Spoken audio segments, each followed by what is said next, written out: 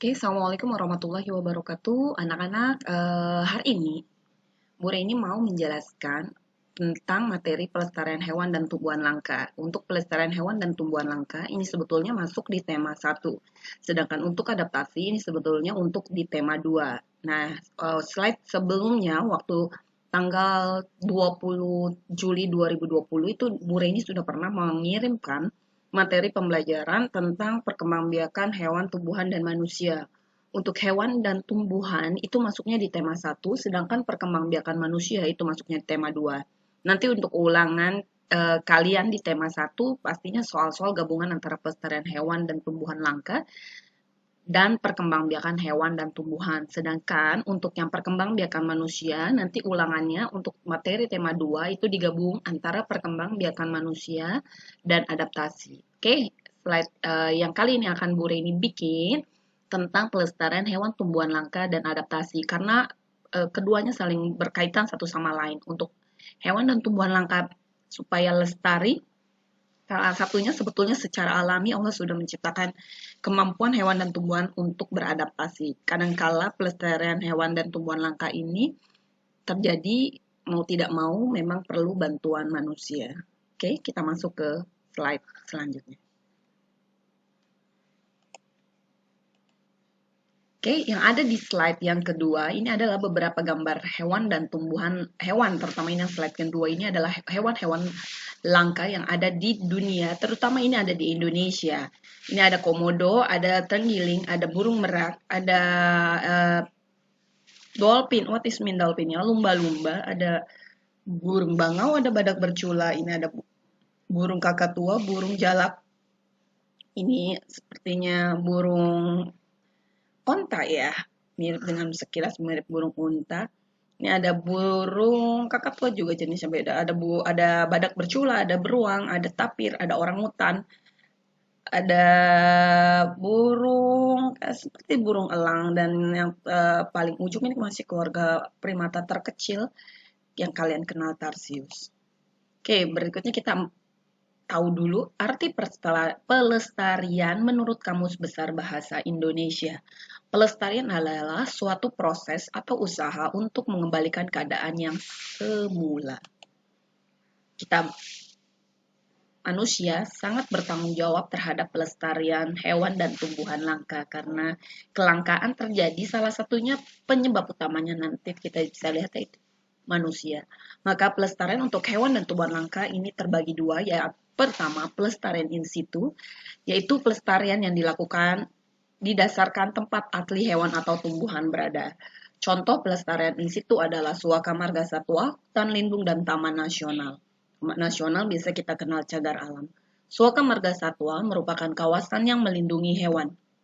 Sedangkan hutan lindung merupakan kawasan yang melindungi tumbuhan. Jadi kalau khusus hewan kita kenal Suaka Marga Satwa, kalau khusus untuk perlindungan tumbuhan langka kita kenal dengan hutan lindung. Adapun taman nasional atau cagar alam kita kenal merupakan kawasan yang melindungi hewan dan tumbuhan.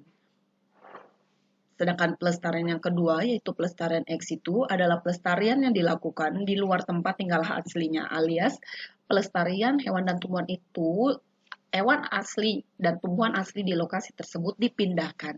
Nanti lokasi yang dipindahkan itu dibuat seolah-olah persis dengan tempat habitat aslinya. Maka karena dipindahkan pelestariannya di luar habitat aslinya, maka kita kenal ex situ. Hal ini dilakukan karena hewan dan tumbuhan pada pelestarian ex situ kehilangan tempat tinggal aslinya. Selain itu, pelestarian ex situ juga dilakukan sebagai upaya rehabilitasi atau perbaikan, penangkaran, pengembangbiakan hewan maupun tumbuhan langka. Contoh pelestarian ex situ adalah kebun botani seperti taman safari, kebun binatang, dan penangkaran. Dan ini banyak sekali dikembangkan untuk beberapa provinsi yang memiliki taman safari atau kebun-kebun binatang. Tidak boleh sembarangan untuk memelihara binatang atau tumbuhan langka, terutama hewan-hewan langka, karena memang pada akhirnya hewan-hewan langka ini harus diserahkan biasanya ke negara untuk pengurusan lebih lanjut. Karena memang sekali lagi, hewan langka yang jikalau ingin memelihara memang harus punya izin khusus. Berikutnya adalah yang menyebabkan hewan-hewan liar ini harus kita perbaiki, harus kita lestarikan karena keberadaan hewan dan tumbuhan langka ini jumlahnya semakin sedikit. Maka tanggung jawab kita semua, yaitu manusia, sebagai khalifah fil ard, pemimpin di dunia untuk melakukan pelestarian. Berikut ini adalah pelestarian untuk hewan liar. Yang pertama, tidak melakukan perburuan liar atau perburuan ilegal. Bisa kalian lihat di layout ini nih, lihat. Ini adalah gambar manusia-manusia yang tidak bertanggung jawab ketika memburu baik itu beruang ataupun gorila ataupun simpanse, keluarga-keluarga primata yang memang jumlahnya sangat terbatas.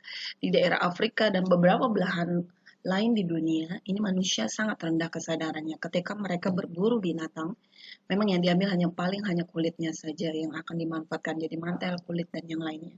Sedangkan hewannya dinyatakan tewas ketika harus diambil kulitnya, pasti akan dibius dan dibunuh terlebih dahulu.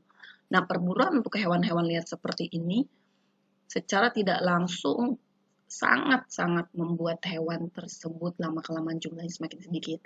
Karena jumlah mereka semakin sedikit terus diburu, maka lama-kelamaan hewan langka jika tidak dilakukan pelestarian maka akan punah. Yang kedua, ini melakukan penangkaran. Penangkaran salah satunya untuk pengembangbiakan. Nah, ini yang ada di gambar layout kalian adalah pengembangbiakan penyu. Penyu ini amat sangat rentan. Nah, mereka meletakkan telur-telurnya di timbunan pasir. Sedangkan kita tahu di timbunan pasir di pantai itu banyak sekali manusia suka lalu lalang yang tidak tahu bahwa di yang mereka injak pasirnya kemungkinan ada telur penyu dan yang lainnya. Lalu ketika penyu menetas, dia harus menyeberang ke lautan dan kadang-kala itu terjadi pemburuan oleh pemburu-buru liar pada saat mereka masih di dalam telur atau ketika mereka sudah menetas. Padahal kita tahu penyu adalah salah satu hewan yang memiliki kemampuan hidup sangat lama. Penyu dewasa itu bisa sampai usianya 300 tahun. Tapi untuk dia bisa mengembangbiakan walaupun telurnya jumlahnya banyak, tapi untuk dia menetas itu sangat jumlahnya walaupun bertelurnya banyak, tapi ketika yang sudah berhasil menetas dan membesar bisa sampai besar itu jumlahnya semakin lama semakin dikit karena banyak sekali manusia-manusia yang tidak bertanggung jawab berburu telur-telur penyu ini untuk dijual bebas. Berikutnya, cara pelestarian hewan berikutnya yang benar adalah mengganti barang-barang yang terbuat dari bagian tubuh hewan dengan bahan sintetis atau buatan. Kalau kalian pernah ingat dengan merek tas yang amat sangat digilai wanita sosialita, tas Hermes, yang tulisannya Hermes, itu sangat mahal sekali. Nah, salah satunya bahan material asli dari produk Hermes itu terbuat dari kulit buaya. Di seri-seri tas Hermes yang beberapa seri itu punya limited edition, Birkit salah satunya, itu harganya bisa sampai mencapai 7 miliar. Bayangkan, untuk satu tas yang terbuat dari buaya putih Hermes Birkin itu, dia harus membunuh dulu buaya. Atau beberapa artis atau orang-orang kaya yang memiliki asli mantel jaket-jaket kulit yang memang dari buruan binatang liar. Jas dari beruang, jaket coat dari bulu binatang harimau. Nah, kalau menggunakan satu harimau untuk membuat satu jaket atau satu raincoat atau coat, bayang ya nak, berarti harganya satu sangat mahal karena cara mendapatkan hewannya juga sangat mahal, tapi kita membunuh secara tidak langsung dengan membeli barang-barang yang branded itu dengan harga mahal. Sekali lagi, kenapa kita tidak ambil teknologi untuk mengganti barang-barang yang terbuat dari bagian kulit asli tumbuhan hewan dengan barang-barang yang menyerupai bentuknya yang kita kenal KW sintetis atau buatan. Selanjutnya, tidak merusak habitat hidup hewan liar dengan tidak menebang pohon di hutan secara sembarangan, dengan tidak membakar hutan dan lainnya. Ini juga sangat-sangat berpengaruh. Hutan merupakan bagian dari lokasi yang ada di bumi ini yang Allah ciptakan. Di dalamnya terkandung banyak sekali keistimewaan. Di hutan itu bukan hanya tinggal pohon, di sana juga terdapat hewan-hewan yang sangat tergantung dengan keberadaan tumbuhan-tumbuhan tersebut. Manusia pun sangat tergantung dengan hutan, karena hutan dengan tumbuhannya yang melimpah ruah, ini merupakan penghasil oksigen yang baik dari proses fotosintesis yang terjadi pada pohon-pohon yang berada di sana. Sumber energi waktu oksigen sangat dibutuhkan oleh manusia dan tumbuhan. Selain itu, hutan pun menahan laju air ketika terjadi proses presipitasi atau turunnya hujan dengan menahan air yang turun dari langit masuk ke dalam tanah, yang kita kenal nanti menyimpan air tanah dari akar-akar tanaman. Bayangkan jika hutan-hutan sudah tidak ada, betapa kebutuhan oksigen manusia jumlahnya bertambah, maka kebutuhan oksigennya pun bertambah. Jikalau pohon-pohonnya semakin berkurang, maka oksigennya pun semakin kita berebutan satu sama lain. Hutan berkurang menjadi hutan beton. Kalian tahu istilah hutan beton, yaitu fungsi hutan yang tadinya hutan digantikan dengan bangunan-bangunan, sedangkan bangunan itu tidak menghasilkan oksigen sama sekali. Maka dengan tidak merusak habitat hidup hewan liar, yaitu hutan, dengan tidak sembarangan menebang pohon, membakar hutan, itu salah satunya untuk melestarikan hewan. Yang kelima, ini yang penting dan ini yang memang harus ini dibuat manusia dan ditujukan juga untuk manusia, yaitu membuat undang-undang tentang perlindungan hewan langka. Dalam hal ini pemerintah Indonesia telah membuat Undang-Undang RI Nomor 5 Tahun 1990 tentang konservasi sumber daya alam. Bunyi pasalnya itu salah satunya adalah setiap orang dilarang untuk mengambil, menebang, memiliki, memusnahkan, memelihara, mengangkut, memperniagakan tumbuhan yang dilindungi bagian-bagian yang ada di dalamnya baik hidup atau mati. Itu untuk tumbuhan atau sama ya, untuk tumbuhan dan hewan juga tetap setiap orang dilarang untuk menangkap, melukai, membunuh, mengumpan, memiliki, memelihara, mengangkut, memperniagakan satwa yang dilindungi dalam keadaan hidup. Nah, sekali lagi ya, itu ada undang-undangnya tegas sekali. Pemerintah sudah membuat undang-undang konservasi sumber daya alam Nomor 5 Tahun 1990.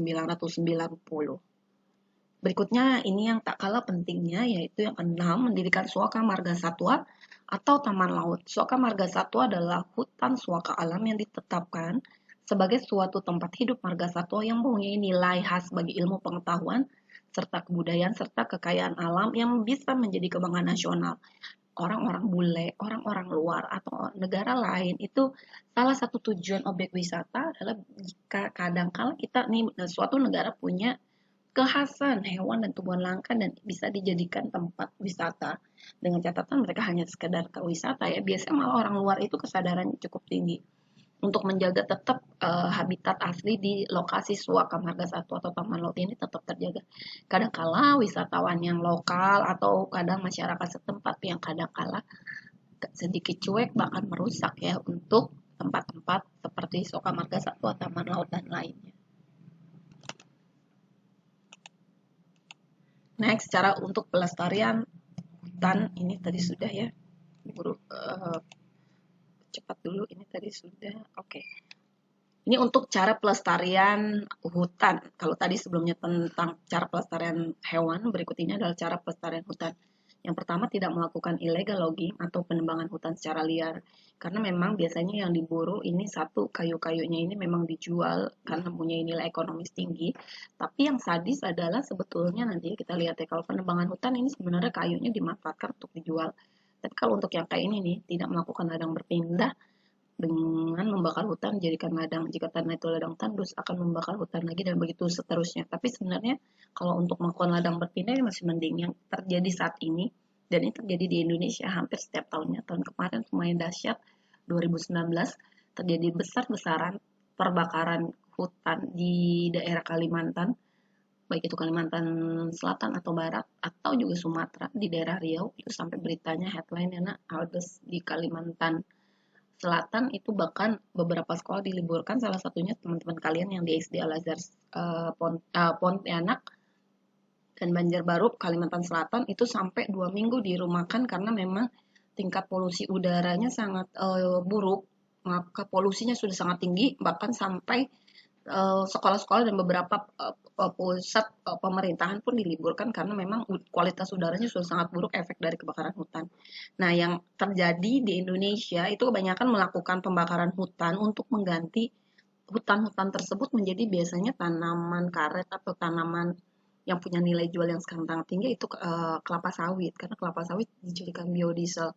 Nah, itu yang terjadi ya, nah yang banyak kemarin terjadi hutan-hutan sudah jadi bakar karena mau digantikan menjadi ladang-ladang pohon kelapa sawit gitu, karena cara yang mudah yang guru dengar dan baca lihat videonya para pelaku pembakar hutan pembalakan liar itu mereka dibayar memang sengaja yang cara mudah. Kalau menebang pohon itu membutuhkan waktu, tenaga, dan biaya lebih mahal. Maka cara yang lebih murah adalah membakar saja, karena nanti akan cepat dan merembet.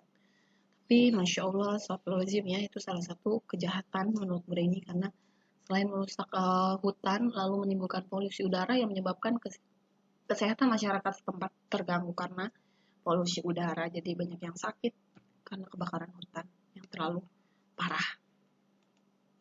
Oke, next. Berikutnya ini yang tadi ya nak, yang kedua ini agak tertukar, harusnya 3 dulu, baru yang keempat. Yang keempat, mendirikan cagar alam atau hutan lindung sebagai ingat cagar alam atau hutan lindung sama, yaitu kawasan suaka alam karena keadaan alamnya mempunyai kekhasan tumbuhan, satwa, dan ekosistem atau ekosistem tertentu yang perlu dilindungi dan perkembangannya berlangsung secara alami. Ini termasuk yang ada di dalamnya itu cagar alam atau hutan lindung yang ada di beberapa daerah di Indonesia. Ini ada di gambar, ada cagar alam Krakatau. Kita juga punya beberapa cagar alam yang ada di Indonesia, baik dari Indonesia bagian barat sampai timur. Ini ada beberapa cagar alam. Kalau di Papua terkenal itu Gunung Lawrence, karena di kawasan itu banyak sekali beberapa hewan langka dan tumbuhan langka.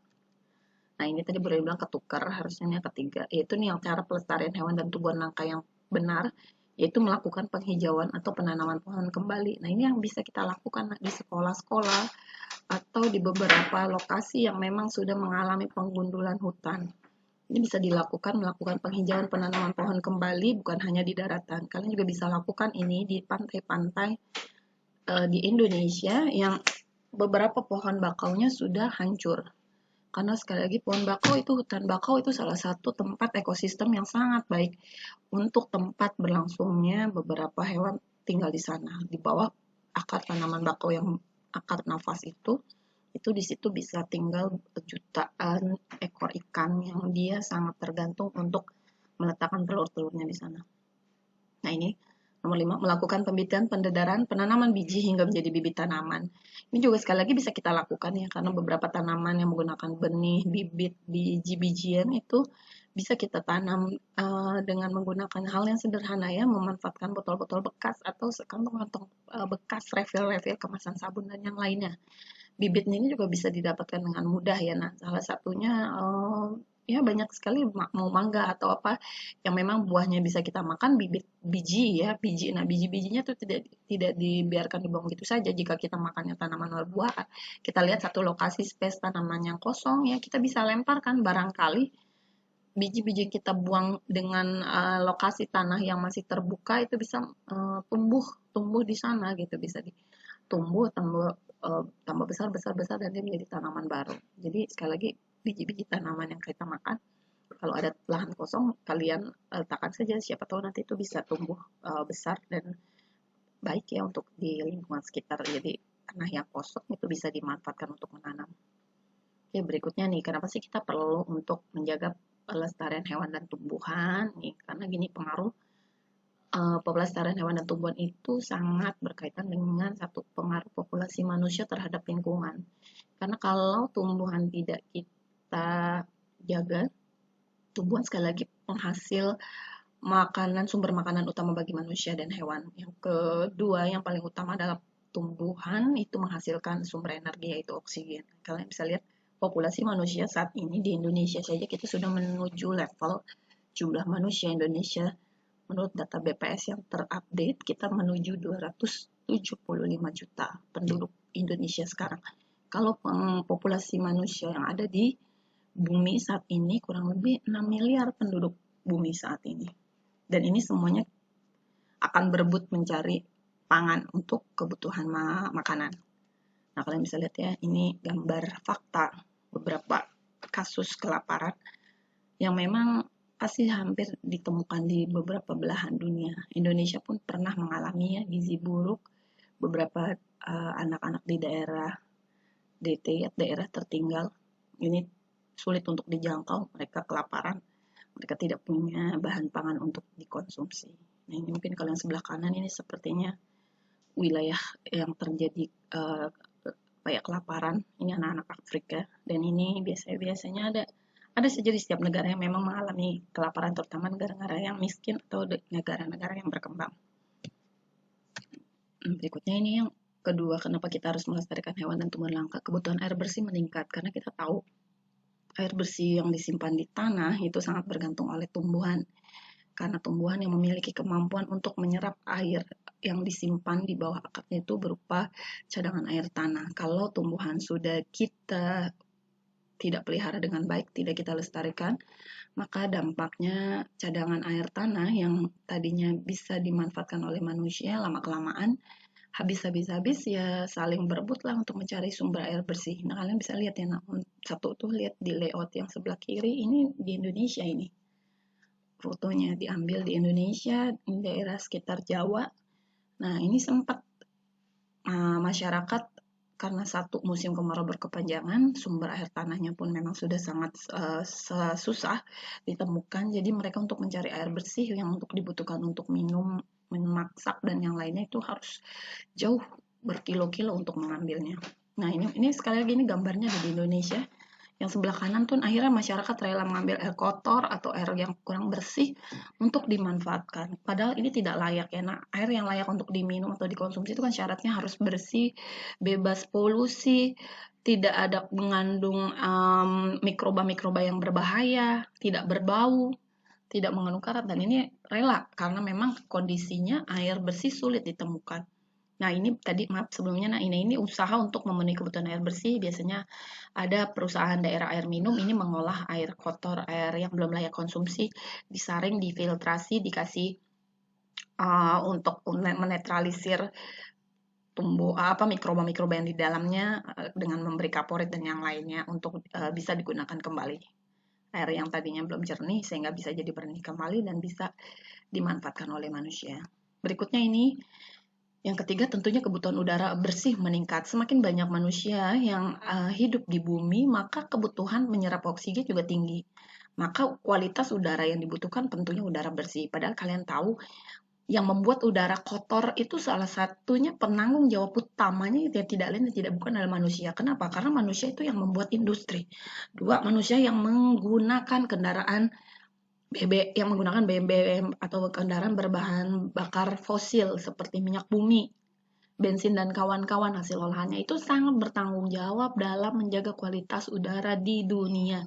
Kita tahu Jakarta sempat pada ambang batas yang sudah dilampaui tingkat keburukan udara bersih.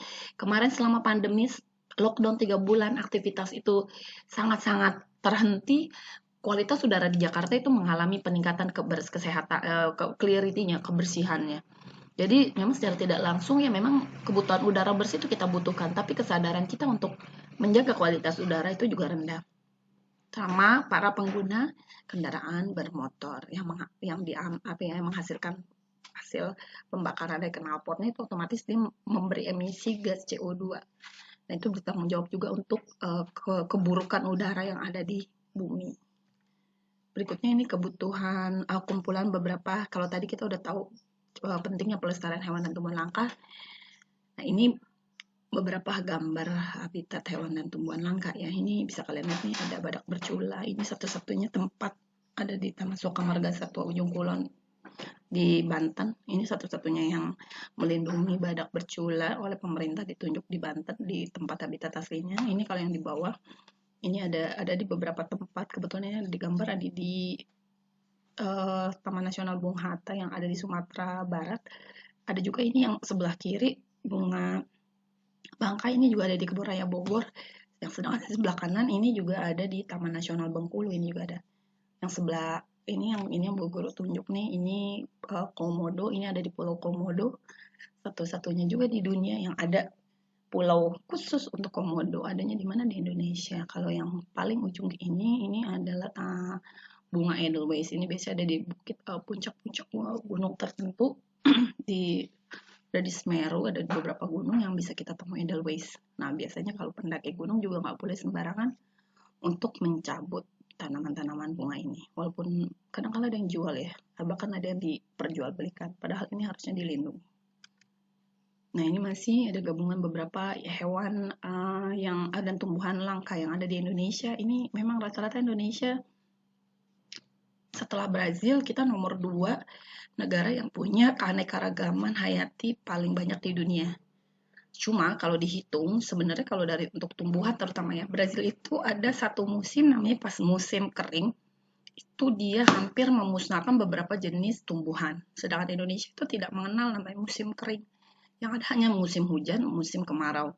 Nah, di musim kalau dihitung di Brazil lebih banyak ke keanekaragaman hayatinya, tapi kalau di saat dia musim kering itu dia banyak sekali tumbuhan tertentu yang mati di saat musim kemarau. Jadi sebetulnya kalau dihitung total mungkin Indonesia sebenarnya lebih banyak ya karena kita tidak ada satu masa dalam satu tahun itu tumbuhan mati massal karena memang mengalami musim kering yang ada juga paling rusak karena dibakar habitatnya. Oke, ini ada kantong semar, ini ada bunga rafflesia, ini ada harimau, ini ada burung merak, ini ada badak bercula, dan ini ada orang hutan. Nah, ini ada beberapa nanti kalian bisa lihat sebetulnya informasinya di Google ada, di buku paket kalian ada. Ini contohnya saja beberapa tempat yang ada di Indonesia untuk perlindungan hewan atau tumbuhan yang dilindungi. Ini Bu Guru ambil contohnya saja, ada 6, kalian bisa cari lagi searching ya, karena banyak sekali di Indonesia yang punya lokasi untuk tempat pelestarian hewan dan tumbuhan. Contoh, Suaka Marga Satwa Danau Sentarum, Kalimantan Barat. Yang dilindungi ada arwana, ini arwana merah. Kalau dijual, wow, mahal banget deh pokoknya ya, karena ini yang banyak kan biasanya arwana hitam.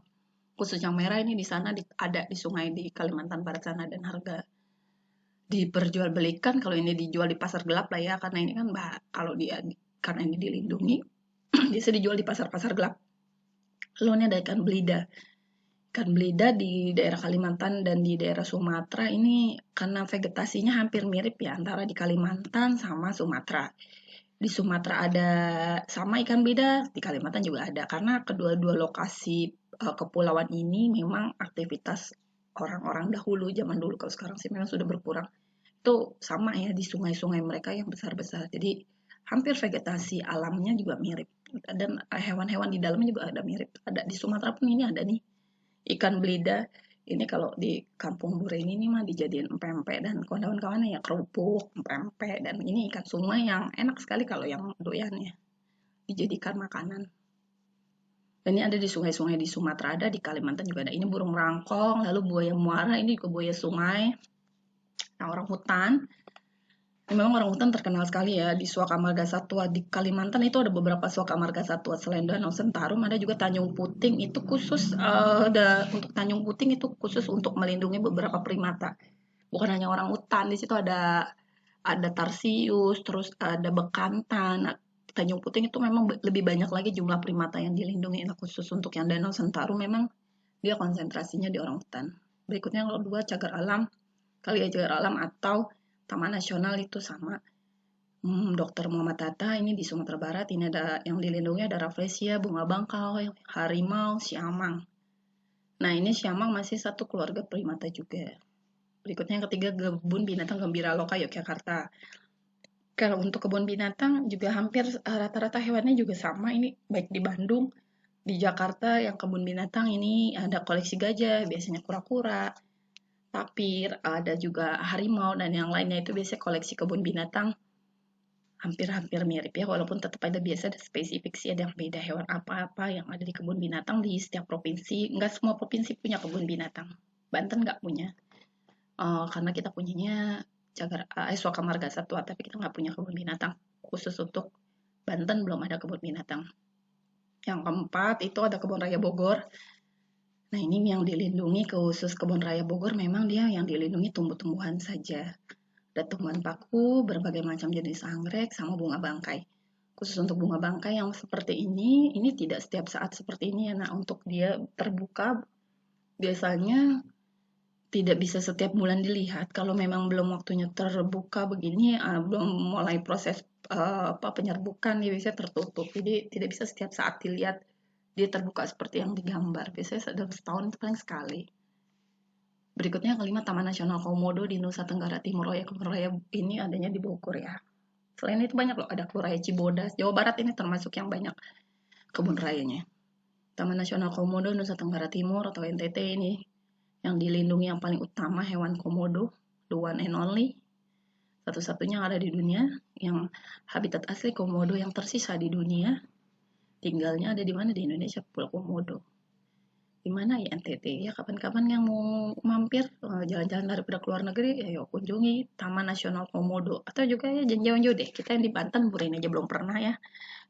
Itu tadi ke Cagar Alam Swaga Marga Satwa, Taman Nasional Ujung Kulon, Bogor juga belum pernah. Padahal adanya deket ya di Banten, tapi nyampe ke sana. Berikutnya ini ada kayu hitam, nih kita kenal ebony, ini kayunya asli hitam, nggak perlu dicat lagi karena udah real asli kayu hitam. Ini kayu ebony ini terkenal banget di luar negeri. Salah satunya penghasil kayu hitam ebony terbaik itu Indonesia. Karena orang bule dia nggak punya ini. Makanya ini sampai dibikin lagu loh salah satu. Bu Reni tahu judul Ebony tapi Ebony and Ivory tapi Bu Reni lupa penyanyi itu lagu tahun 60-an. Terus sampai dibikin lagu saking dia kagumnya sama kayu hitam ebony. Ini ada lagi kayu bayur. Berikutnya ini yang keenam Taman Nasional Ujung Kulon. Ini ada di Banten. Apa yang dilindungi? Hewan ya pastinya. Ada beberapa hewan dan tumbuhan. Ini badak Jawa. Terus uak Jawa. Ini masuknya keluarga primata. Terus yang tanaman berikutnya ini karena memang masuknya Taman Nasional. Taman Nasional kan melindungi hewan dan tumbuhan. Ini ada pohon gaharu. Nah pohon gaharu ini pohonnya aslinya wangi. Biasanya salah satunya pohon gaharu itu suka dijadiin biji tasbih yang wangi, kipas yang wangi tuh jadinya. Kipas memang punya aromat sendiri. Jadi dari kayu gaharu yang memang wangi dia. Nah, kalau kalian pernah dengar kemenyan, nah kemenyan itu bisa salah satunya dari pohon gaharu. Kemenyan tuh apa, Bu? Itu sebetulnya sih orang-orang zaman dulu tuh pinter ya. Kemenyan itu kan untuk mewangiin ruangan. Cuma identiknya jadinya menyempit gitu pemahaman. Kemenyan itu dipakai kalau dukun-dukun. Jadinya kalau di Indonesia suka bakar apa tuh menyan untuk manggil jin dan yang lainnya. Jadi sempit pemaknaannya. Sebenarnya sih kalau Bu Reni pikir orang zaman dulu udah pinter ya. Kita belum kenal pengharum ruangan, air freshener itu kan belum ada di zaman dulu. Jadi di Arab pun ada sebetulnya yang kita kayak kalau kalian yang pernah ke Mekah ke mall-mallnya itu kalian lihat ya di sana tuh dijual cuma dia memang ya sejenis mungkin kayak gaharu juga kayu-kayu yang kayak dupa dibakar untuk mengharum ruangannya. Nah kalian yang pernah lihat kan di mall-mall di sana kan dijual tuh kayak gitu pengharum ruangan dari kayu-kayu yang di Arab. Nah kita itu di Indonesia identiknya jadi kalau bakar menyan identiknya sama dukun-dukunan padahal sih sebetulnya itu baik, wanginya juga aman dibandingkan mungkin malah air freshener yang diproduksi dari bahan-bahan kimia. Dan itu sudah ada nenek moyang kita tuh meninggalkan warisan itu. Tapi kalau penggunaannya hanya untuk sekedar pengharum ruangan, sebetulnya gaharunya nggak sampai ditebang hancur-hancuran ya. Kalau yang sekarang kan gaharunya pohonnya, hutannya ditebang habis. Padahal itu gaharu salah satunya. Kalau bisa dibuat nilai ekonomis, ya bisa dijadikan itu tadi pengharum ruangan, bukan hanya untuk manggil jin setan. Ya, next, ini ada informasi tentang tumbuhan langka yang lainnya itu jalak Bali. Untuk jalak Bali ini kita tahu ini salah satu burung yang disukai di dunia ya karena dia punya khas kepalanya itu di atas kepalanya itu ada motif hitam sedikit di jambulnya. Bisa kalian lihat ya ini di pasar gelap. Ini termasuk di dunia nih termasuk yang diburu nih. Satu ekor yang belum besar aja itu bisa 15 juta harganya.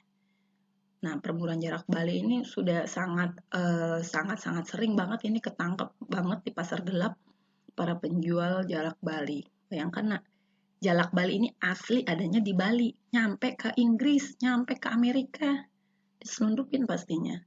Bayangkan pernah ada orang di Inggris itu berhasil sampai dia dari beberapa ekor sampai dia punya 520 ekor jalak Bali. Dari mana coba? Kan sumbernya jalak Bali itu vegetasi alamnya di Indonesia, di Bali sana. Itulah tadi pasar bebas, pasar gelap ya, pasar gelap tapi pasar bebas bisa dijual belikan di Amerika sama ada satu orang di Amerika dia punya jalak Bali sampai 230 ekor. Nah, ya itu tadi jika dikembangbiakan sih oke, tapi tadi ada yang disalahgunakan dengan cara ilegal logging itu memperjualbelikan di bebas bahkan ada parakan ada yang memang karena ini memang sebenarnya dilindungi ya tapi kok bisa ya orang di luar negara Indonesia punya ya itu salah satu yang bisa dibeli di pasar bebas yang dalam tanda kutip pasar gelap. Lanjut burung merak, nah ini juga bisa kalian lihat ya burung merak biru atau merak India itu jumlahnya juga semakin berkurang bulunya itu kan aslinya memang ekornya itu warnanya biru gelap mengkilap. Kalau udah dewasa, panjangnya aja tingginya itu bisa lebar ekornya saja itu sampai bisa 230 cm atau 2 meter 30 cm. Bayangkan loh ya ekornya ketika terbuka sampai bisa yang jantan ini yang bulu ekornya itu bisa sampai 2 meter 30 cm. Panjang banget kan. Nah, ini berikutnya nih 4 layout. Oh, ada ini nih suka jadi ini nih trending topik. Oh iya ya, oh, lupa Bro ini. Salah satu The Seven Wonders of World itu tahun 2000, Bro ini lupa ya, 2016 atau 2000 sekitar 2016 ini Pulau Komodo itu pernah menjadi New Seven Wonders of the World. Jadi 7 kekayaan yang ada di dunia yang itu tadi ya itu yang membuat itu badan dari luar negeri ini Pulau Komodo pernah masuk di dalamnya 2016 kalau nggak salah ya lupa lupa ingat tahunnya sekitar segitu cuma ini pernah masuk nih Pulau Komodo. Nah ini orang hutan, ini badak bercula satu, ini hewan mamalia yang beratnya bisa sampai 200 kilogram. Di atasnya lihat deh, di atasnya itu ada hewan lain loh yang nongkrong numpang tinggal di badak bercula. Ini culanya ya nah dari tadi ya bulu yang mengerasnya kita kenal jadi kayak seperti tanduk. Jadi kadang-kadang cuma diburu cuma ngambil ininya doang ini manusia, ngambil culanya doang. Indonesia kadang kan untuk dijadiin apa? Untuk jadi obat kuat. Ini komodo segede gini badannya nggak dia pakai apa-apa, cuma ngambil culanya doang. Tapi membunuh yang seekor ini karena dia kalau beranak, nah hewan-hewan yang tubuh besar kayak gajah, badak bercula, dia melahirkan tidak jumlah yang banyak seperti hewan bertelur ya. Gajah itu punya anak satu dan itu bisa melahirkan sampai 2 tahun baru keluar itu anaknya. Badak pun sama, kalau lahir paling satu, dua itu jikalau memungkinkan, tapi rata-rata badan yang hewan-hewan bertubuh besar ini anaknya nggak banyak. Wah, harimau bisa tiga ya bisa. Dia masuknya keluarga kucing kalau harimau. Jadi cenderung anaknya juga bisa ke harimau pun tiga maksimal biasanya ya. Kalau sampai 4 5 kayak kucing nggak seperti itu. Sekali lagi kalau badan besar seperti ini, anak yang dikeluarkan atau dilahirkan juga nggak banyak. Beda sama hewan-hewan bertelur. Berikutnya komodo, ini harimau Sumatera. Kalau harimau Jawa sudah tahun 1800 itu sudah tidak ada. Kalian hanya tinggal bisa lihat layoutnya, ceritanya. Silakan searching di Google. Kalau kalian mau lihat bentuk fosilnya yang sudah dikeringkan, kalian bisa main ke Museum Zoologi yang ada di Bogor. Nah, itu kalian bisa lihat jejak terakhir yang sudah dikeraskan, yang sudah difosilkan, bisa kalian lihat itu ada di Museum Zoologi di Bogor. Bogor udah pernah berapa kali ke sana. Nah, itu kalau kalian hanya mau lihat tinggal jejak sejarahnya saja. Untuk bukan harimau Jawa deh. Badak Jawa. Mending badak Jawa, badak Sumatera pun juga jumlahnya terbatas ya. Harimau Jawa sudah tidak ada.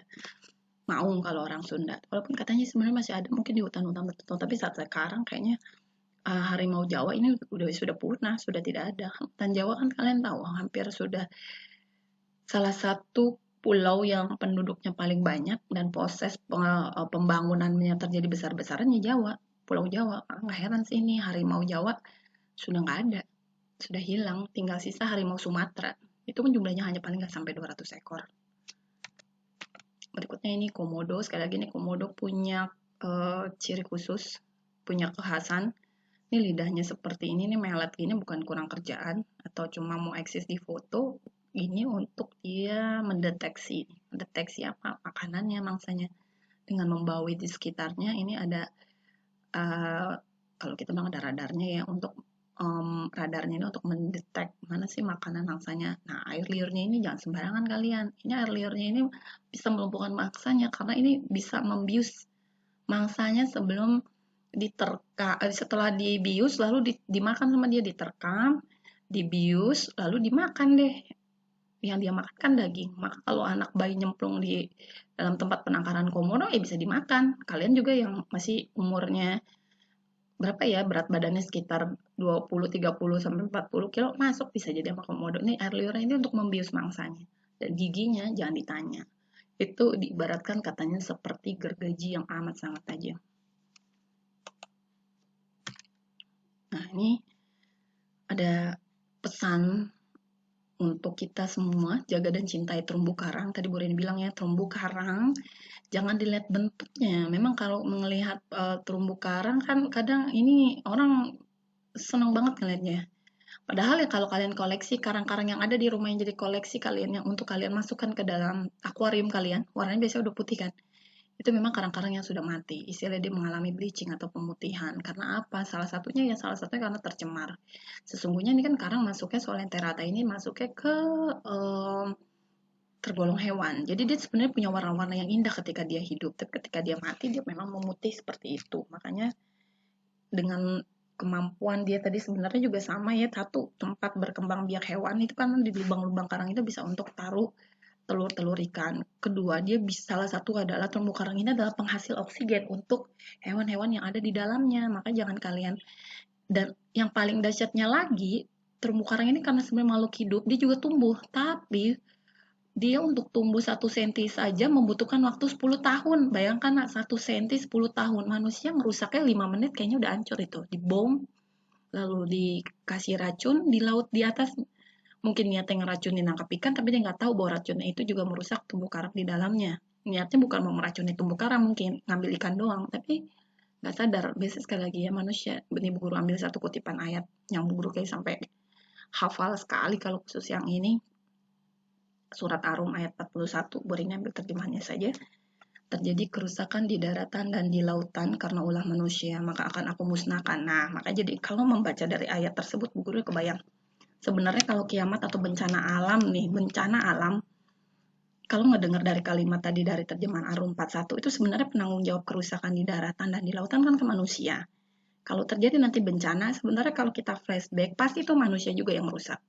Jadi jangan salahkan Allah tadi memberi cobaan berupa apa ya gejala-gejala alam. Bisa jadi pasti itu sebetulnya kalau ditelisik atau ditelusuri pasti sebetulnya manusia sudah berbuat kerusakan di sana. Baik itu kerusakan secara sosial dengan menyalahkan aturan tidak tadi ya sudah menduakan, melakukan syirik, melakukan ritual-ritual yang nggak penting yang tadi memanggil jin dan yang lainnya lah mengusir harwah dan yang lainnya.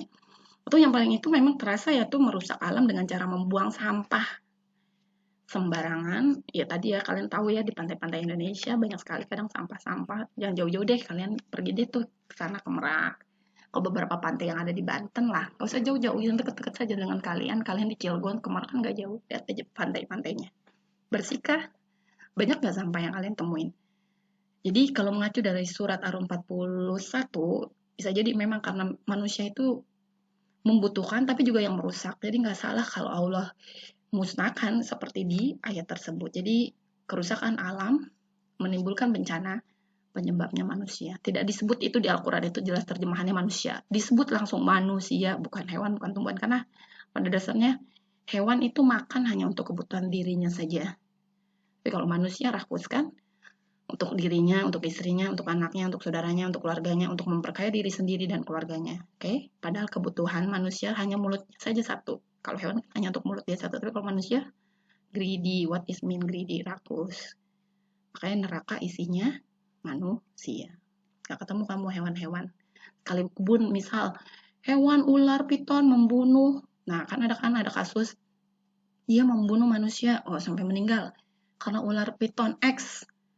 Itu ya tahun lalu ada 2 kali itu berturut-turut menjelang lebaran tahun lalu itu di daerah Sulawesi, masih di lokasi yang gak jauh beda. Itu kan ada kan ibu-ibu sama anak muda mati dimakan ular piton. Ya itu sekali lagi itu akan kamu temuin di neraka, yang kamu temuin isinya manusia karena ya perusaknya kan manusia. Berikutnya ini masih jaga aku, hewan tumbuhan langka. Ini ada beberapa cagar alam, ini ada cagar alam Jonto, ini ada tempat penangkaran nih, beberapa laboratorium yang ada biasanya di tempat-tempat penangkaran. Sekali lagi, jaga aku itu message hewan dan tumbuhan langka untuk manusia. Okay, save our animals for world from now.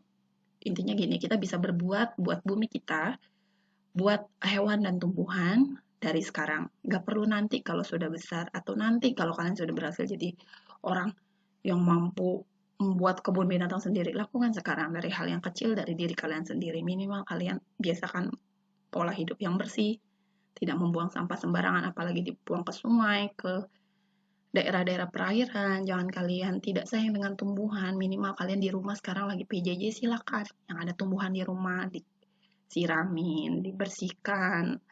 Terus juga jangan lupa untuk membantu orang tua kalian dengan tadi memilah sampah, jangan sampahnya dibuang sembarangan.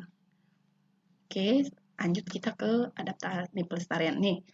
MUI juga sudah memberi fatwa tentang pelestarian satwa langka untuk keseimbangan ekosistem. Ini Bu Rini bacain salah satu hadis ya. Sayangilah setiap makhluk hidup di bumi, niscaya kalian akan disayang oleh zat yang ada di langit. Secara nggak langsung Allah ya. Sayangilah setiap makhluk di bumi, niscaya kalian akan disayangi oleh zat yang ada di langit. Ini hadis riwayat Abu Daud, Al-Turmuzi, dan Al-Hakim. Jadi, kita percaya jika kita menyayangi makhluk ciptaan Allah, maka Allah juga akan salah satunya Allah akan menyayangi kita juga. Ada sahabat Rasulullah yang terkenal, kalau kalian tahu, pernah baca atau pernah dengar, salah satu perawi hadis juga yang terkenal di zaman Rasulullah selain istri Rasulullah Aisyah, itu ada sahabat Rasulullah Abu Hanifah. Nah, Abu Hanifah itu sayang banget sama kucing. Dia kemana-mana itu sering banget. Di rumahnya banyak kucing. Dia tuh kalau ketemu kucing di jalan, mau ketemu sama Rasulullah, terus dia lihat kucing mau kayak kelaparan, dia ambil, dibawa, dimasukkan di dalam jubahnya dia. Karena kan dia benar-benar emang cinta banget binatang, terutama kucing. Maka dia sampai sebutannya bapak kucing ya. Memang salah satu sahabat Rasul yang sayang sekali sama hewan, terutama kucing. Jadi nggak bisa lihat ya kucing-kucing yang di jalan yang sakit, yang mungkin dilihat kelaparan atau nggak dimakan ya. Jadi kayaknya selalu jubahnya itu suka ada naruh makanan untuk lihat kalau ada kucing hewan di jalan yang kelaparan dikasih makan sama dia. Oke, ini ada fatwa MUI nomor 4 tahun 2014 tentang pelestarian satwa atau hewan langka untuk keseimbangan ekosistem. Memperlakukan satwa langka dengan baik, ihsan, dengan jalan melindungi dan melestarikan guna menjamin keberlangsungan hidupnya, hukumnya wajib. Ingat, wajib. Bu Guru sih sebenarnya juga takut sama kucing, tapi Bu Guru juga nggak mukulin kucing ya. Paling kalau itu ada makanan, sisa makanan, kalau kalian yang bukan sisa makanan, ya kayak ada bekas tulang dan yang lainnya, kalau ada kucing-kucing liar kan bisa jadi dimakan ya. Jadi baiknya dikasih aja tuh buat ditaruh di luar depan rumah kalian, taruhnya yang rapi ya, supaya bisa aja sampai tahu ada kucing tetangga yang mau makan kan.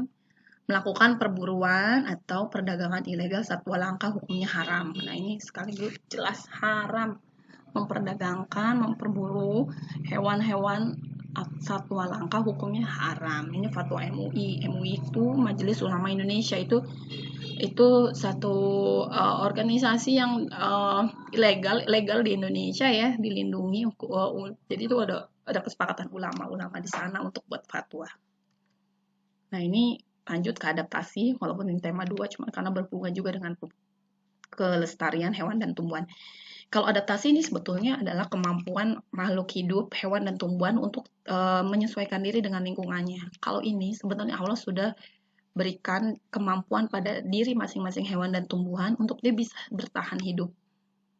Jadi ketika Allah menciptakan manusia, hewan, dan tumbuhan, mereka semua diberikan Allah kelebihan untuk mampu beradaptasi. Kalau manusia jangan ditanya dengan akalnya, makanya Allah pilih untuk khalifah fil ar, bukan hewan yang kita kenal Raja Singa, misalnya Raja Singa, harimau dan saudaranya, terus singa menjadi khalifah fil ar, walaupun ada katanya kan Raja Hutan, itu untuk singa, tapi sesungguhnya Raja sesungguhnya di bumi, yang Allah ciptakan dan turunkan Adam dan keturunannya, yaitu manusia, untuk apa? Untuk jadi pemimpin di bumi. Jadi masing-masing diri kita semua itu adalah pemimpin untuk diri kita sendiri. Jadi jangan kalian nggak jadi presiden, nggak mesti jadi. Pada tiap-tiap manusia itu adalah pemimpin untuk minimal dirinya sendiri. Kalau dia sudah berkeluarga, terutama laki-laki, ar-rijalun, ya jadi pemimpin untuk keluarganya. Ya intinya kita semua masing-masing diri kita adalah pemimpin untuk diri kita sendiri minimal. Oke, berikutnya ini ada klasifikasi. Untuk adaptasi ini ada 3 macam. Kita lihat ya adaptasi apa aja. Ini ada 3. Sengaja dibikin apa aja tuh isinya. Ya kita lihat satu-satu. Yang pertama, adaptasi morfologi. Adaptasi morfologi adalah penyesuaian makhluk hidup, baik hewan dan tumbuhan, melalui perubahan bentuk organ tubuhnya untuk kelangsungan hidupnya. Biasanya bentuk organ-organ tubuh tertentu itu disesuaikan dengan kemampuan dia untuk bertahan hidup. Kita lihat ya contohnya apa. Oke, ini bisa kalian lihat untuk bentuk paruh burung, bentuknya berbeda-beda, beragam, bermacam-macam, bentuknya pun tidak satu sama lain mirip, ada bedanya dan ternyata fungsinya juga berbeda berdasarkan jenis makanannya. Yang ada di laut yang pertama, ini ada bebek. Bebek itu makanannya bercampur dengan lumpur. Maka dibutuhkan mulut penyaring. Maka Allah ciptakan mulut bebek ini sedikit lebih lebar. Karena dia memiliki kemampuan untuk menyaring dahulu makanan, misalnya makan cacing yang ada di dalam lumpur, dia dengan otomatis bisa memilah, disaring dulu yang dia butuhkan hanya cacingnya saja, lumpurnya bisa dia pisahkan dengan mulut penyaringnya. Yang segambar yang tengah itu ada burung, elang, kemampuannya sebagai carnivore, the best carnivore di kalangan unggas. Apa ya, jadi hewan burung pemakan daging yang paling ini ya paling pemangsa, termasuk burung pemangsa. Dia diciptakan Allah dengan bentuk paruh yang runcing dan tajam, kokoh pastinya, karena dia memang bisa mampu mengambil, bayangkan ya, nah hewan yang lagi di daratan dia terbang aja bisa diambil, tikus lagi jalan kelihatan elang bisa diambil, dengan kemampuan matanya yang tajam, dengan kemampuan mencengkeram paruhnya yang kuat dan tajam, itu memiliki kemampuan yang sangat kokoh dan mumpuni ya, karena nggak semua burung bisa, itulah elang. Makanya Allah ciptakan paruhnya tajam dan kokoh. Nah, untuk yang sebelah kanan, yang ada jenggernya, yang hobi kalian makan jadi fried chicken. Fried chicken apa tuh berarti? Ayam. Ayam ini paruhnya unik, nggak terlalu besar, tidak terlalu lebar seperti bebek, dan tidak tajam juga seperti elang. Dia kemampuannya memang mematok-matok makanannya ini. Dia kadang-kala malah mematok-matok batu untuk memuluskan jalur pencernaannya yang temboloknya ini. Maka dia kadang-kadang matok-matokin, kerikil, batu-batuan. Karena memang cara makannya juga dipatok-patok kayak gitu. Dia makannya apa sih biasanya berani? Biasanya dedak kayak biji-bijian bisa. Cacing tapi yang dia suka memang yang kayak bentuknya berbiji-biji ya. Makanya lebih ke dedak yang bekas-bekas ampas padi kayak begitu. Cacing bisa Bu, bisa sih. Cuma memang dia lebih prefer ke ya itu tadi biji, cenderung kayak dedak biji-bijian. Tapi cacing juga bisa. Makanya bisa karena omnivore ya masuknya. Oke, berikutnya ini bentuk paruh yang spesifik kembali yang pemakan ikan, baik pelikan, bangau, terus juga ini kalau di luar negeri kita kenal pelikan ya, di Indonesia mah cukup kita kenal burung bangau, burung-burung pemakan ikan. Paruhnya biasanya panjang karena dia harus mencari ikan di sungai atau di perairan, maka Allah ciptakan dia paruhnya panjang. Ya, tapi kokoh karena ikan kan ukurannya lebih besar. Beda sama yang sebelah kanan. Ini kan paruh kolibri. Lihat paruh kolibri. Paruh kolibri itu seperti kalian lihat ya kayak alat suntik gitu. Runcing kecil. Dia runcing kecil. Kalau ini kan kokoh, panjang. Karena yang dia makan ikan. Kalau yang sebelah kanan ini kolibri, burung ini hanya makannya nektar bunga. Selain membantu ornitogami, membantu penyerbukan bunga, dia juga menghisap nektar madu mua. Jadi dia nggak makan yang lainnya, dia makannya hanya sari bunga. Nih, lagi Bu Reni bilang kenapa manusia greedy banget, rakus banget.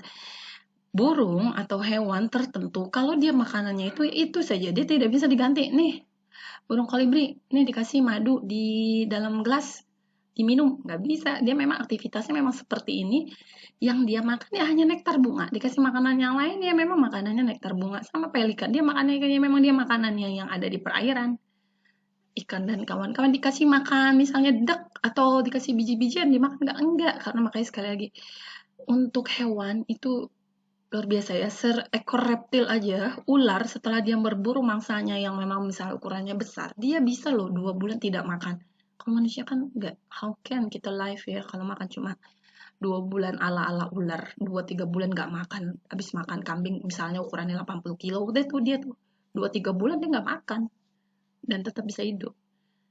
Ya, memang rakus itu hanya milik manusia, no hewan ya, animal enggak. Yang berikutnya nih, adaptasi morfologi yang berikutnya setelah paruh bentuk kaki. Sekali lagi disesuaikan untuk kemampuan dia untuk beraktivitas. Kalau tadi paruh untuk disesuaikan dengan makanannya, kalau ini bentuk tubuhnya itu disesuaikan dengan lingkungannya. Sekali lagi paruh, kalau tadi ayam untuk paruhnya untuk makan biji-bijian atau batu-batuan yang untuk menstimulasi temboloknya untuk bisa mencerna. Nah, ini untuk kakinya dia juga khas. Dia kan berjalan, ayam itu aktivitasnya berjalan. Nah, dia bukan unggas yang bisa terbang. Ayam ini unggas punya sayap tapi nggak bisa terbang. Terbangnya hanya rendah. Udah, dan nggak bisa terbang kayak teman-temannya. Dia ditinggalin mungkin kalau suruh terbang. Dia hanya bisa terbang jarak pendek dan itu pun nggak bisa terlalu tinggi. Karena Allah menciptakan kakinya, didesainlah kaki ayam ini kokoh untuk berjalan. Jumlah jari kaki yang berjalan itu umumnya jarinya ada 4, 1, 2, 3, 4 ya, ada 4 untuk dia kokoh berjalan. Karena dia kemampuannya memang berjalan dan kerjanya menggaruk-garuk tanah, mengais tanah. Itulah fungsi kaki ayam. Kalau untuk yang B, ini gambar kaki elang, ini kaki bebek, maaf. Kaki bebek ini lihat di sela-sela jarinya ini ada selaput. Kenapa Allah ciptakan diberi selaput? Karena kemampuan bebek itik, entok lah orang bahasa sini lah. Ini punya kemampuan untuk berenang di air. Jadi Allah kasih selaput di sini fungsinya untuk bisa berenang di air. Kamu pindahkan si ayam cemplungin ke perairan gak bisa renang lah karena memang Allah ciptakan desain kakinya untuk berjalan. Bebek bisa jalan di daratan, Bu. Ya itu tadi kelebihannya. Tapi tidak sekokoh ayam dan bebek punya kelebihan bisa berenang. Jadi tidak semua kaki unggas ini punya kemampuan berenang. Bebek, itik yang punya kaki berselaput. Yang C ini kaki burung elang, kaki burung pemakan daging atau karnivor. Ini kaki elang. Kaki elang itu sekali lagi sekokoh paruhnya karena dia kemampuan mencengkram mangsanya baik dengan menggunakan paruhnya atau kakinya. Kedua-duanya sama-sama kokoh dan punya senjata yang tajam. Kalau ada paruhnya, paruhnya yang tajam. Kalau kakinya, kuku-kukunya itu cakarnya itu juga sangat tajam. Maka bisa untuk mengangkat mangsanya di daratan dipindahkan ke tempat atau ke sarang. Bayangin ya, ngangkat, dibawa terbang, baru dibawa, ini terbangnya dalam kilometer yang dekat, biasa jauh, baru nanti dia taruh mangsa, baru dimakan. Nah itu kelebihan elang memang, dia Allah kasih, ini salah satu burung langka ya nah, di dunia nih, elang kan dianggapnya memang kokoh. Wah, ini gambaran visual burung yang sempurna dengan ketajamannya, dengan kemampuan jantannya yang luar biasa. Baik kokoh kaki tangannya yang, kaki tangan atau cakarnya yang tajam dan mulutnya juga paruhnya yang tajam. Berikutnya yang D itu burung untuk pemanjat pohon. Burung-burung pelatuk, biasanya dia kerjanya memang dia makanin batang-batang pohon, di dalamnya kan suka ada binatang-binatang tuh, serangga-serangga, dia makannya itu aja, nggak mau dikasih kayak kolibri makan minum madu, enggak, kan dia makanan burung pelatuk ya itu serangga-serangga yang hidup tinggal di batang-batang tumbuhan, jadi kerjanya matok-matok, itulah memang aktivitasnya seperti itu, makanannya yang ada di batang pohon, maka dia butuh kaki yang bisa manjat pohon, makanya burung pelatuk. Kalau kalian suka nonton Woody Woodpecker, nah itu dia tuh burung pelatuk, burung yang manjat pohon. Berikutnya ini yang paling kanan bawah, itu burung untuk yang bertengger. Burung tengger tuh ngapain, Bu? Nangkring. Nangkring yang mana biasanya? Di batang-batang pohon. Saudara-saudaranya burung nuri, burung pipit, burung kakatua masuk di dalamnya. Nah ini tadi ya, guru dijelasin sih secara nggak langsung ciri-cirinya, pejalan kaki, juga jarinya. 3 jari ke depan, ada 1 jari yang ke belakang untuk dia berjalan. Contohnya ayam dan burung unta. Burung perenang, jari-jarinya berselaput. Contohnya intik dan angsa. Burung pemangsa atau karnivor sejati, ini jari-jarinya pendek, kukunya melengkung tajam, dan cakarnya juga kuat untuk mencengkram mangsanya. Ini burung-burung pemangsa atau burung-burung karnivor yang terkenal adalah burung elang dan raja wali. Berikutnya burung pemanjat, ini terdiri jarinya ada 4, karena dia untuk manjat, harus kokoh jadinya ya. Kalau yang ayam, 4 jari, 3 jari di depan, 1 jari di belakang. Kalau untuk yang pemanjat, 2 di depan, 2 di belakang. Contohnya burung pelatuk. Yang kelima, burung petengger, jadinya panjang-panjang, nak. Kan untuk nongkrong ya. Telapak kakinya harus flat datar, karena dia posisinya harus seimbang untuk bertengger. Kalau dia nanti nggak seimbang jari-jarinya, telapaknya nggak datar, ya bisa jatuh deh tuh burung. Dan kerjanya juga bertengger, nangkring di ranting pohon. Contohnya kutilang, kenari, burung pipit, burung gereja termasuk di dalamnya. Berikutnya ini masih adaptasi morfologi tipe mulut serangga. Mungkin kalian kenal dan salah pengucapan atau salah penempatan. Kalau belalang istilahnya menggigit, kalau lalat itu menjilat. Makanya kalau udah ada lalat nemplok di makanan atau minuman kamu, bisa jadi dia sudah jilat-jilatin itu makanan dan minuman kamu. Kalau soal menjilat saja sih nggak masalah. Kalau masalah yang membuat penyakit itu kalau dia sudah meletakkan sesuatu, karena lalat ini vektor salah satu media untuk menyebarkan bibit penyakit. Nah, itu yang bahaya. Kalau dia sudah menjilat sambil dia meletakkan bakteri-bakteri atau virus tertentu yang nemplok di makanan dan minuman yang kamu minum dan kamu minum kembali atau kamu konsumsi makan kembali, yaitu pindahlah si sesuatu itu, baik itu bakteri atau bibit penyakit yang tadi dibawa lalat, pindahlah ke mulut kamu, masuk ke dalam pencernaan kalian. Kalian jadi mencret, jadi diare, jadi bakteri-bakteri yang tadinya dibawa nemplok dengan lalat dan dipindah ke tubuh kalian. Jadilah kalian kena penyakit tertentu yang tadi karena kurang menjaga kebersihan makanan atau minuman. Lalu yang C ada mulut sorry tadi ya belalang mulut penggigit, lalat mulut penjilat. Ada juga serangga, ini masuk mulut serangga ya, mulut penghisap atau proboscis. Nah, ini baru tepat nih. Kupu-kupu menghisap madu. Nah, itu betul. Beberapa seperti ada beberapa yang penghisap madu, nektar ya, selain kupu-kupu kan juga ada lebah, itu juga mulut menghisap. Nah, yang terakhir, nah ini nih kalau tuh, aduh digigit nyamuk, salah. Nyamuk itu bukan menggigit, nyamuk itu menusuk. Nah, lo kan kayak mantesan kayak jarum suntik ya. Terus kalau ditemplokin nyamuk udah kerasa. Waduh, pentol. Karena dia ngeluarin cairan. Ketika dia udah nempel dia nusuk ngeluarin cairan. Yang cairannya itu salah satunya bikin alergik pada permukaan kulit yang kita kenal tuh bentol.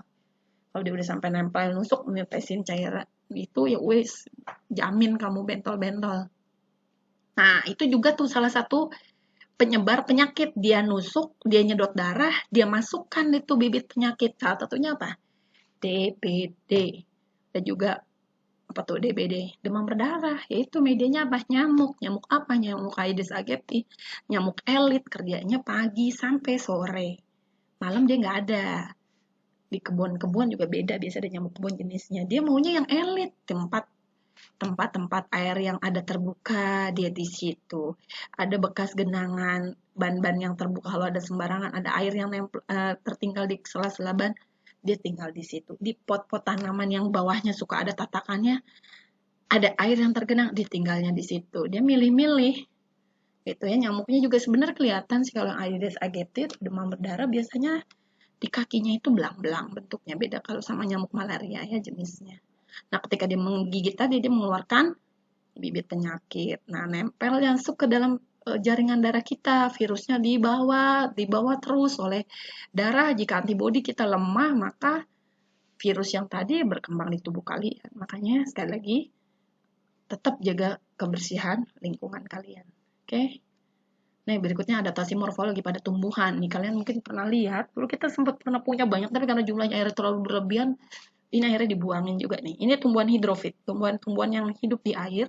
Dia punya kelebihan. Allah ciptakan tumbuhan-tumbuhan yang hidro air fit itu lokasi area.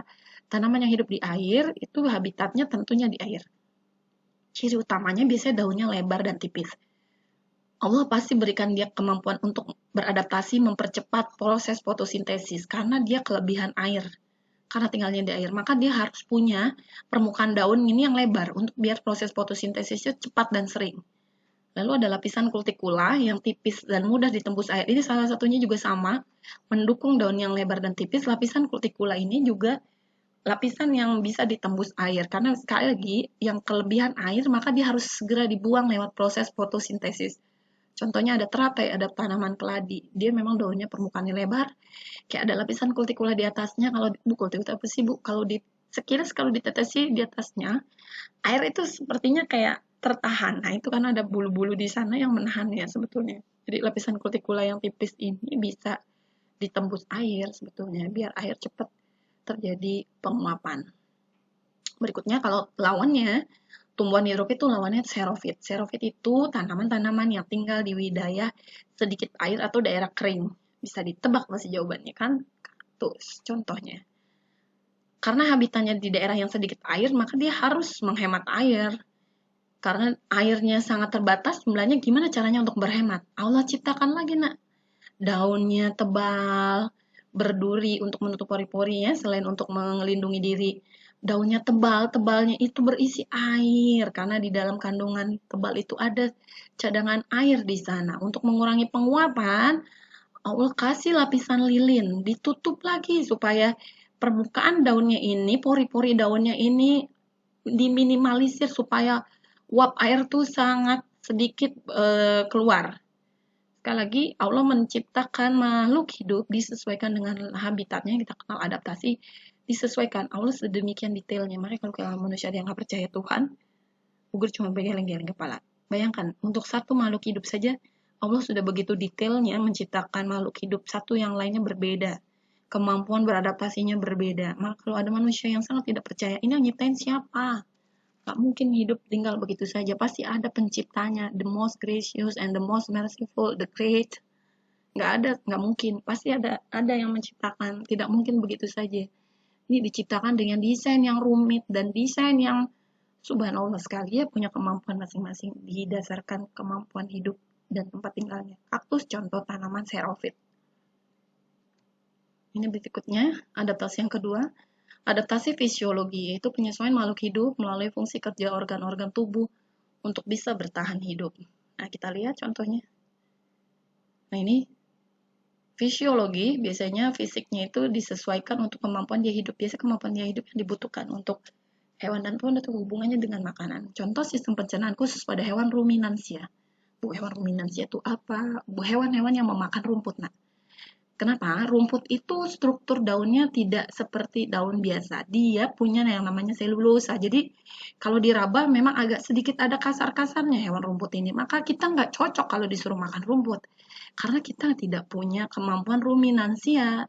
Lambung kita, sistem pencernaan kita tidak punya kemampuan ruminansia untuk mengolah rumput. Tidak ada enzim di perut kita yang memiliki kemampuan untuk mencerna rumput. Ini cuma Allah berikan kepada hewan-hewan herbivore yang pemakan rumput, kemampuan ruminansia. Oke, memiliki rute pencernaan dan enzim khusus untuk mencerna rumput-tumbuhan karena dia punya sel dinding selulosa. Manusia tidak Allah beri kelengkapan untuk enzim-enzim yang ada di sistem pencernaannya karena kita tidak termasuk kelompok pemakan rumput atau ruminansia. Maka hanya Allah khususkan untuk hewan-hewan pemakan rumput, terutama herbivore, sapi, kambing, domba, dan kawan-kawannya. Ingat sekali lagi, ini di proses pencernaannya di lambung dan di ususnya itu punya enzim yang bisa untuk mencerna rumput. Berikutnya, ini masih adaptasi fisiologi untuk tanaman yang menghasilkan madu. Tumbuhan berbunga yang penyerbukannya memerlukan bantuan serangga. Sekali lagi, dia hanya biasanya dia kemampuan ini, penyerbukan ini yang dilakukan oleh serangga untuk menghasilkan madu. Nah, madu inilah yang menarik perhatian serangga untuk proses penyerbukan. Oke, nanti kalian bisa cari contohnya adaptasi fisiologi lainnya pada hewan atau tumbuhan. Berikutnya, adaptasi yang ketiga setelah morfologi, adaptasi fisiologi yang ketiga, terakhir yaitu adaptasi tingkah laku. Adaptasi tingkah laku adalah penyesuaian tingkah laku makhluk hidup terhadap lingkungannya berdasarkan tempat hidupnya. Penyesuaian tingkah laku makhluk hidup terhadap lingkungan tempat hidupnya ini yaitu aktivitas yang dilakukan berdasarkan perilakunya untuk dia bisa bertahan hidup. Contoh, satu, mimikri. Mimikri ini adalah kemampuan perubahan warna kulit hewan sesuai dengan lingkungan tempat tinggal.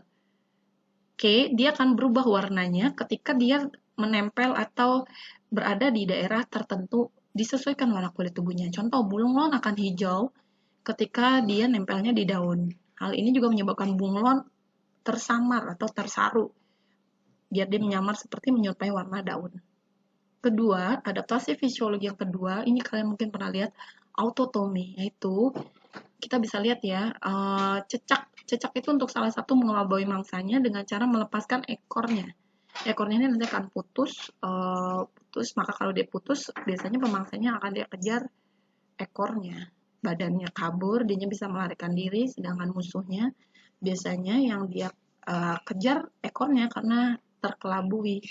Namanya autotomi. Misalnya untuk cicak ini.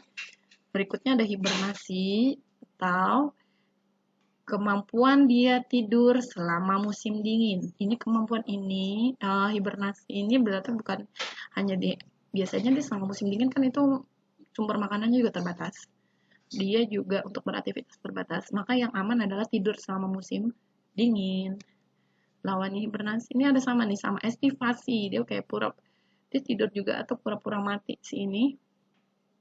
Oke, pura-pura mati. Jadi kalau dilihat sekilas, wah, Kayaknya mati nih, padahal dia masih hidup ya. Tapi itulah kemampuan hewan untuk mengelabui pemangsanya dengan pura-pura mati, estivasi. Berikutnya, ini ada perilaku yang ditunjukkan untuk beberapa hewan ketika dia mau kawin. Ah, aman tuh Bu. Ini biasanya dilakukan sesama jantan. Kamu kalau pernah lihat kayak adu antara hewan-hewan kayak kijang atau beberapa hewan jantan itu ngadu tanduknya, itu biasanya untuk memperebutkan wanita. Wah, wanita yang direbutkan. Ya sama, betina hewan tertentu itu direbutkan juga oleh para pejantannya. Nah, biasanya mereka kayak berantem kan. Nah, itu perilaku juga itu. Jadi adaptasi perilaku karena kaitannya sama-sama memperebutkan sang betina untuk kawin. Jadi mereka saling mengalahkan. Kalau mau dapat betina itu mau langkahi dulu badan saya. Jadi biasanya itu biasa kalau cowok-cowok yang berantem tuh salah satunya rebutin perempuan. Sama ya, manusia juga ngikutin kadang-kala ya. Oke, berikutnya ini munculnya paus ke permukaan air. Biasanya dia sempat lumba-lumba. Paus itu kan sempat ada aktivitas dia lompat. Nah, paus terutama ya mamalia juga kan. Dia biasanya lompat untuk bernafas dengan paru-paru untuk menghirup udara oksigen. Jadi dia selain menyemprotkan air yang ada di kepalanya, biasanya dia juga mengambil oksigen. Oke, next. Berikutnya pengeluaran cairan tinta. Ini ada cumi-cumi, gurita. Biasanya ketika dia terancam, maka mereka akan mengeluarkan tintanya. Nah, tintanya itu kan membuat daerah sekitarnya jadi gelap ya. Jadi si pemangsa ini, waduh, tiba-tiba gelap sesaat karena warna tinta tuh kan warnanya gelap ya. Jadi mangsanya tidak bisa melihat dengan jelas, cumi-cumi dan gurita bisa kabur berenang menjauh dari keadaan yang berbahaya. Ini sekali lagi untuk mengecoh lawannya supaya keadaan di lokasi yang hewan yang mau ngeburu si cumi-cumi tinta itu jadi gelap. Oke, sebetulnya masih banyak sekali contoh-contoh hewan lainnya yang beradaptasi di dunia ini. Sekali lagi, Allah menciptakan manusia, hewan, dan tumbuhan itu untuk saling mengisi di muka bumi. Tapi kadangkala manusia yang tidak bertanggung jawab, manusia yang sangat-sangat punya kewajiban untuk menjaga lingkungan. Karena sekali lagi, karena manusia khalifah fil ard, manusia adalah pemimpin di bumi, maka seharusnya kita manusia yang bertanggung jawab terhadap keberadaan makhluk lainnya. Oke, jadi ingat sekali lagi, walaupun kalian masih anak-anak, mulailah dari sekarang. Do it from now. You have to attention with your environment. Kalian juga harus percaya bahwa lingkungan yang terjaga itu akan memberikan dampak yang baik untuk kelangsungan hidup kita semua. Karena tidak ada yang tidak mungkin kalau untuk melakukan hal yang baik, sama halnya keburukan itu juga bisa juga dilakukan oleh manusia yang dampaknya pasti akan menimbulkan yang tidak baik buat lingkungan kita semua. Oke, itu saja penjelasan Bu Reni tentang pelestarian hewan dan tumbuhan langka serta adaptasi di hewan dan tumbuhan. Kita akan ketemu lagi di materi yang lain. Tentunya semoga sekali lagi PJJ ini cepat berlalu, kita bisa kembali lagi belajar di sekolah. Kalaupun tidak, seperti biasa, jikalau ada kesulitan, ada masalah yang memang kalian punya kendala, silakan kalian tanyakan ke Bu Rini seperti biasa. Kalau ada pertanyaan, ajukan pertanyaan di 08 WA Bu boleh 0812 19 90 40 64. Itu saja Bu Rini akhiri untuk pertemuan slide via YouTube kali ini. Mohon maaf jika ada kekurangan. Billahi taufiq wal hidayah. Wassalamualaikum warahmatullahi wabarakatuh.